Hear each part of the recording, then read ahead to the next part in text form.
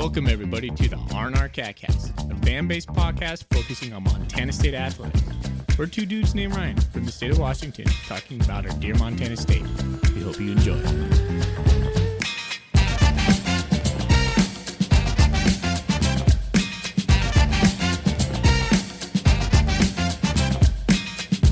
All right. Welcome back, Bobcat fans. Thanks for joining us on another edition of the R&R Catcast. This is our special After Dark episodes, the instant reaction to what just happened in the Montana State game, in and around the Big Sky. And you know what? It's just me tonight. It's just Ryan Foley. Thorny's off doing some family vacation stuff. So I'm going to be taking you into the first instant reaction show we have this season. Montana State just beat McNeese State 40-17 in a game that gave me a little bit of worry sometimes, a little bit of joy, a little bit of anger. And I had all the feels. I'm sure you did too. So we'll get into that here in a moment. We'll preface our conversation on the good, the okay, and the bad. I'm not calling it the good, the bad, and the ugly because, well, I just don't really like the bad and the ugly being double negative right there. So I'm going to go the good, the okay, and the bad. But first we get into that, let's talk about this show. Hey, this instant reaction show got a lot of traction last year when we started putting these out. And you or your company could be the sponsor of this show. The show is designed to come out before Monday to give Bobcat fans a little bit of taste of, just talking about the game right after the game. And if you feel like this would be a good place for you to do some sort of advertising, we'd like to have you. So the instant reaction show is a shorter show. It's only about 20 to 30 minutes, but it's been a pretty popular show, and it's up for grabs. So if you want to get a hold of us at our catcast@gmail.com, reach out to us, or our Twitter accounts or Instagram accounts. We'd be happy to talk to you. All right. Let's get into Around the Big Sky. A lot of games happened on Thursday. We'll start back on Thursday when the Big Sky opened up the 22-23 season. Let's go down to Portland State. Portland State lost to San Jose State 21-17. Good showing. I'm assuming that was overplayed in San Jose. Well, let's see what Bruce Barnum's ragtag bunch of players got going on this year. It'll be interesting to follow them. Cal Poly lost pretty handily to Fresno State 35-7. Not surprising right there. Cal Poly was pretty bad last year. Northern Arizona, you know what? Northern Arizona has a pretty easy schedule, but they just got whooped up on by Arizona State 40-3. That's got to feel good for Arizona State. They were pretty bad last year. So congrats to what are they? The Devil Horns? I don't know what they are. The Devils, Sun Devils. That's what they are. The Devil Horns. Terrible, Foley. Come on. But the Lumberjacks, not even competitive, not even slightly competitive there. All right, Weber State, the final game on Thursday. Weber State took it to Western Oregon, which I think is a Division II school. I might be wrong on that, but 41-5. Bronson Barron was 16 of 28 for 152 yards on that one. Moving over to Saturday, Idaho State. This was Saturday, the week prior to this week. I'm sorry, I messed that up. UNLV, the 0 week. UNLV beat Idaho State 52-21, so UNLV starts strong right there while Idaho State did not. But Tyler Vanderwall had a nice little pass over the middle, so he's a quarterback I've always really liked. He showed out pretty okay. Now let's talk about today. So coming up from the bottom here, I got Northern Colorado losing to Houston Baptist. They had a home and home with Houston Baptist. And Northern Colorado loses 46-34 over in Greeley. Not a good start for the Battling Bears.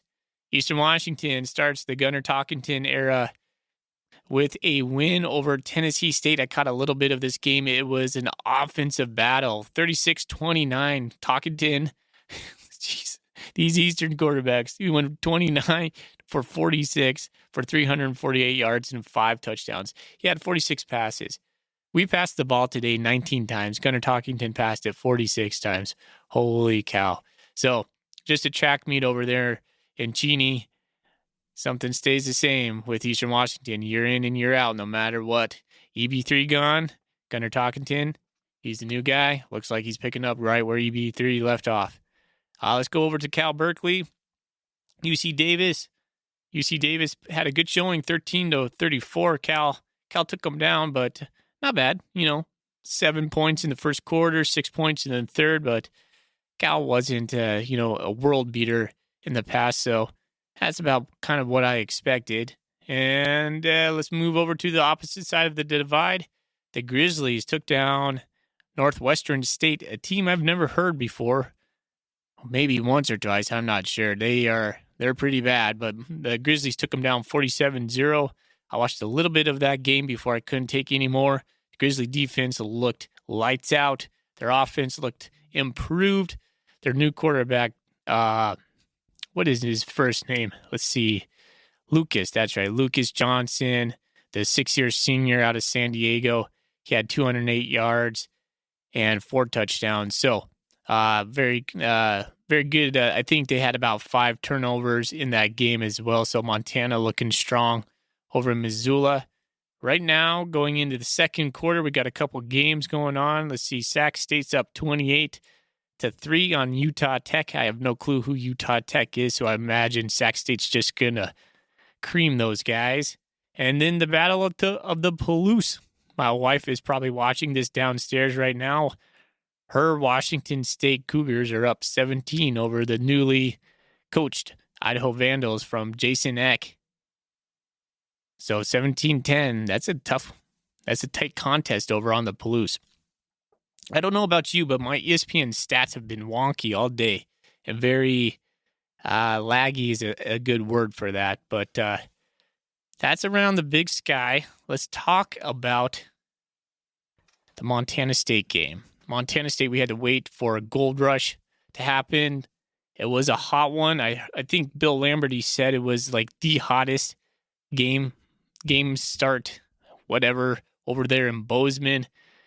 It was probably like 95 plus over in Bozeman. It looked hot, but the Montana State faithful came out and showed out well. It's just such a pleasure to see the Gold Rush crowd out there. It looks amazing on TV. And the camera shots we got to see on some Instagram posts look unreal. So congratulations, Montana State and Montana State faithful and the crowd out there. Well represented. A 40-17 victory over McNeese State out of the Southland. They came up from Lake Charles. We talked to one of their beat reporters, Matthew Travis, this week. This was a much anticipated game. McNeese State has a rich heritage of being a dominant football team through the mid-2000s.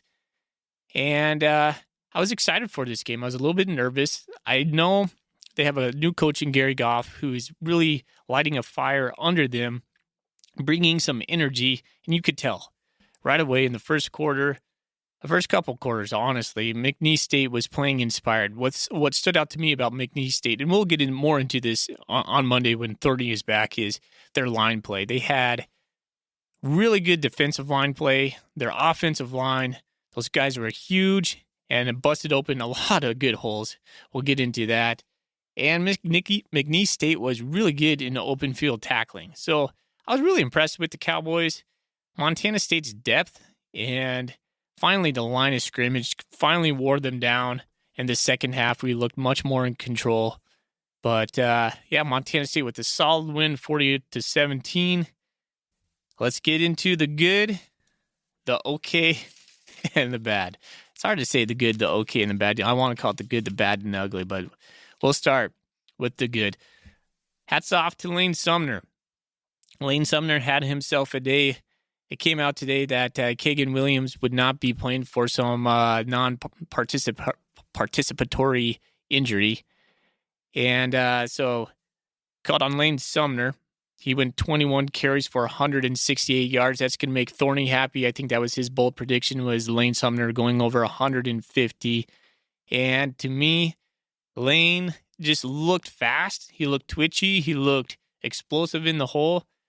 It was frustrating early on because, man, I think we had 2 big plays. He had a touchdown called back on a hold from Cole Sane, and then he also had a big play that was called back with a hold from Rush Reimer. So take those 2, he probably would have been over 200 yards easily. Lane was the man amongst boys out there today. Good job, Lane Sumner. But that comes with the caveat. We had heard all offseason that Montana State really wants to kind of share the ball, not do what they did to Alphonse last year. They gave Lane a lot of carries, and he deserved it. Jared White was the other back receiving. We didn't see Elijah Elliott. I was a little bit disappointed in that. We'll get into Jared White here in a little bit, but Montana State, again, not following up on what they said they wanted to do. I was expecting to see about 4 different guys get carries today. This game never felt really in hand until the fourth quarter. Maybe that was probably why. But I would like to see a little bit more distribution. But nonetheless, Lane Sumner had himself a day. Nice job, Lane. One of his best plays, I thought, was a little fake dive run by Malott and a pass over the middle, and Lane caught it. And had he had fresher legs, he would have scampered off for a touchdown. But that was a streaking play that netted him about 50 yards in the open field. I want to give props to Taco Dowler. I was excited to see this kid. I thought Taco did a great job on his 2 plays on the end around. You could just tell, like, when he got the ball, he had speed. He got first downs on both of them. You're like, whoa, he just looks different than a lot of the players out there. He was able to field 1 or 2 punts for like a net of 1 yard. So we didn't get to see him in the return game, but when they put him on the end around, there was something special. It was something that just looked different from the other guys we have. I'm excited to see Taco Dowler. So nice job on that. I want to give props to Callahan O'Reilly. 2 interceptions, 1 for a touchdown. Ty Cotta got called for a block on the quarterback, which was such a ticky-tack foul. Holy cow. I'm going to call that one. I mean, Callahan, you had it, man. You're such a good quarterback. Or you're such a good linebacker. And I know I've called you slowfoot on this podcast before, but you proved me wrong. Once again, dude. Well done. Cheers to you, Callahan. 2 interceptions. And of all of our linebackers, you showed out the best. I want to give props to Seabass, Sebastian Valdez. Another good. He had 2 big sacks, both to end the first half and one on the 4th and 5th. Big time plays and big time moments when McNeese State needed the ball or needed to play to be in the contention, and Seabass just disrupted it and just took down Knox Kadum back there. I want to give props to Ravi Alston. He was 3 for 48 with the long of 21. Again, this might be off. ESPN was a little bit off on their statistics. I'll check again tomorrow as they update them. But he had a stretched out play where he caught a pass from Malott and really showed well. He had another touchdown. He adjusted to the ball on the back shoulder throw from Malott. That was not Malott's best throw, but Alston made up for it and proved to be a great touchdown in the game when we needed it. So nice job to see Ravi. We didn't see much else. We saw Willie P catch a beautiful touchdown. Derek Snell, he was another guy on my good. Was Derek Snell. We had back-to-back plays to a tight end. Repeat, we had back-to-back plays to a tight end, a drag route, and a just up the sideline route. Snell, he's faster than I remember. You just wonder why we don't go back to him more and more. But Derek Snell had himself a ball catching Jesse kind of day out there. Love to see Derek Snell get the ball. And I love just when we pass, when we have a game plan for our tight ends. I think Malott early on missed some plays to Snell that were just easy conversions when Malott was trying to do a little too much by himself. Snell could have had a bigger day. The last thing I would say for the good is our line play, the line of scrimmage on both defensive and offensive side improved drastically in the second half. Brian Armstrong did a nice job of making some corrections and on the offensive line. I felt like our pressure on defensive line, whether that was a Willie Mack thing, a something they changed in the halftime or not, we just looked better. Maybe we had more depth. We just eventually wore McNeese State down. I mean, if you looked at the game, you just looked at the box score and you saw 40-17, you'd just be like, wow, Montana State kicked butt. it never really felt like we kicked a lot of butt to me in this game until like the second half. The first half reminded me a lot of like how I felt when we would play like Idaho or Idaho State the last couple of years, where you felt like you should just be, kicking their butts, but we were just not. Just like stupid things would happen, and we would just leave the door open, or they would hit a big play, and you're like, oh, here they come again. We just couldn't dominate the whole game. And if we played like we did the second half, Montana State would have, that score could have gone up probably, 7 to 14 more points. I could see that happening, but it wasn't as dominant performance as the score indicates. I thought McNeese State played really good. I thought they had really good fronts. I thought their dudes on the offensive line were ginormous and opened up really good holes for the run game. Their defensive line stopped our run pretty good most of the time. I mean, sometimes we had some pretty good holes. Leighton Sumner certainly scampered through those holes. Jared White as well. He had himself a full-grown run in the fourth quarter. Holy cow, he's going to be special. But I was also really impressed with the McNeese State tackling. They had great open field tackling. Pretty impressed with those guys. Anyways, let's get back into the good, the okay, and the bad. Let's talk about the okay. The linebacker play outside Callahan, O'Reilly. I thought Nolan Askelson honestly outperformed Danny Yu. Danny Yu was, I need to see more.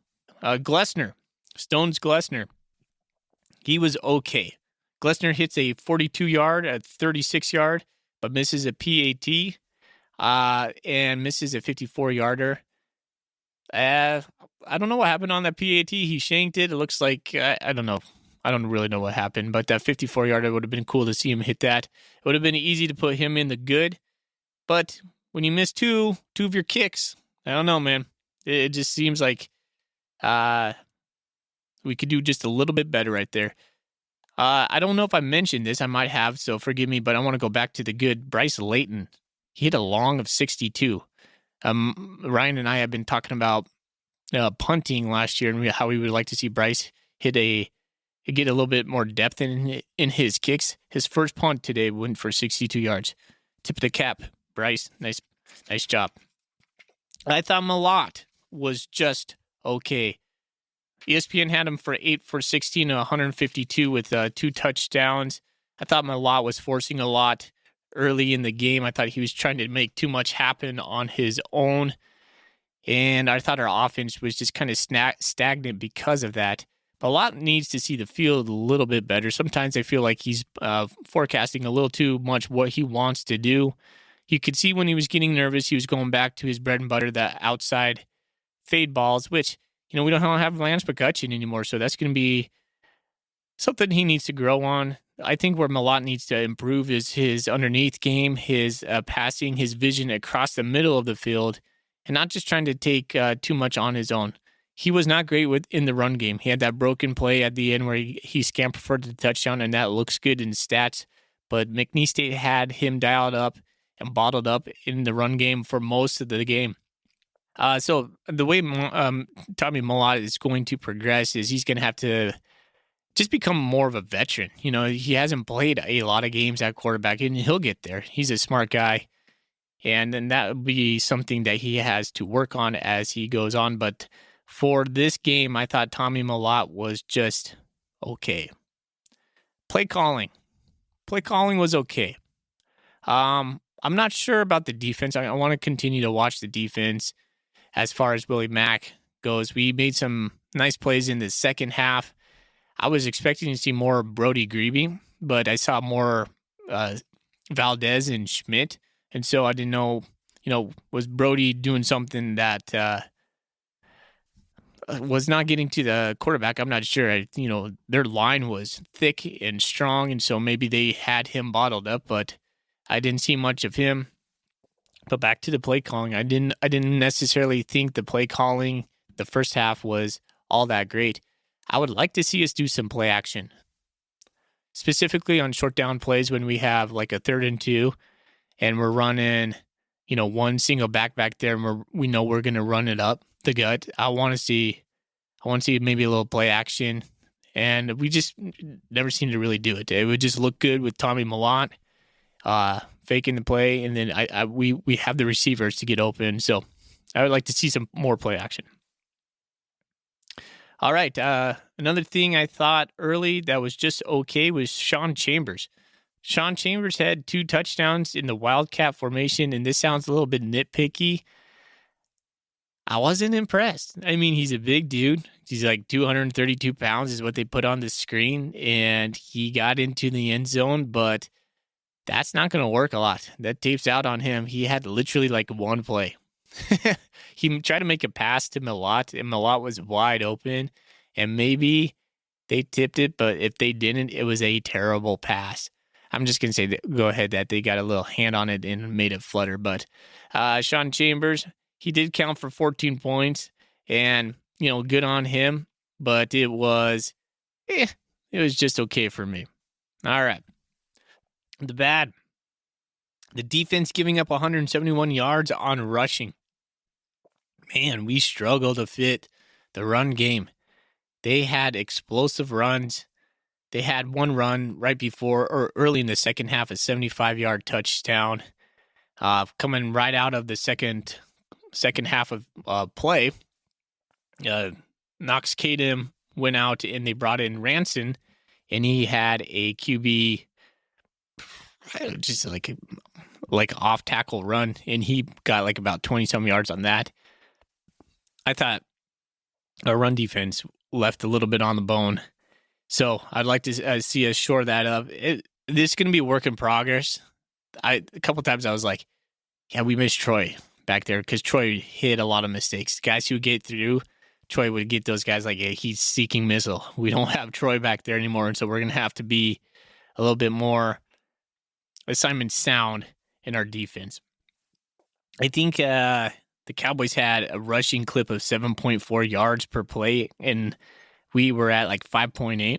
And so that's not good. That's not good. That's not Bobcat defense that we're used to. We also gave up some big plays. They had, like I said, a 75-yard rushing touchdown, and they had a 66-yard receiving touchdown. And it just seemed like when Montana State was about to pull away, McNeese always had an answer for that. And that's something that, it's been kind of an MO for us over the last let's be honest, 20 years. I want to see us be able to put away the game when we can put away the game. Something like a 66-yard touchdown, a 75-yard touchdown should never happen against our team. And the last thing that I'm going to say that's bad, and we can always say this, is the refs. The refs blew 3 big calls, in my opinion, all costing major turn events or touchdowns. The first one was that I can remember was the fumble in the end zone, and it was not called a fumble in the end zone. So McNeese was driving on us early in the game. Their quarterback fumbled the exchange, and they said his knee was down, and it went into the end zone. We recovered, and I don't know what they saw, but they said, nope, he was down. And then that was a third down. So fourth down, they kicked a field goal, tied it up 10-10. Another big one I thought was pretty bad was Callahan O'Reilly had that pick 6, and then they called Ty Okada on blocking, putting a cheap shot on the quarterback. And I saw like a little bit of it. The camera panned. Ty just checked him on the side, and he just flopped over. I mean, he's not the quarterback at that time. It wasn't a cheap shot, and they threw the flag on it. It was terrible. It took 6 points off the board for us. Poor Callahan had that pick 6 negated by something stupid like that. I hate that crap. Also, Tommy fumbled the ball, but his knee was down. It was clearly down, and they did not overturn that as well. Montana State had six penalties for 55 yards. McNeese State had 2 penalties for 30 yards.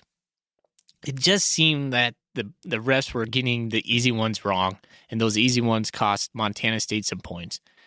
There was at least 10 points taken off the board because of that. And, I'm not going to complain because we won 40-17, but I'm going to complain because those are easy calls. So there it is, Bobcat fans. The instant reaction. I wish we could be just together, just sitting around having a couple beers, talking Bobcat football. That's what this is designed to sound like. I hope you enjoyed it. Tune in to us on the weekly basis. We're going to have a ton of content coming out. But until then, for Ryan and I don't do this most of the time. Thorny is the guy that closes this out. I was just going to say thanks for the listens and go Cats.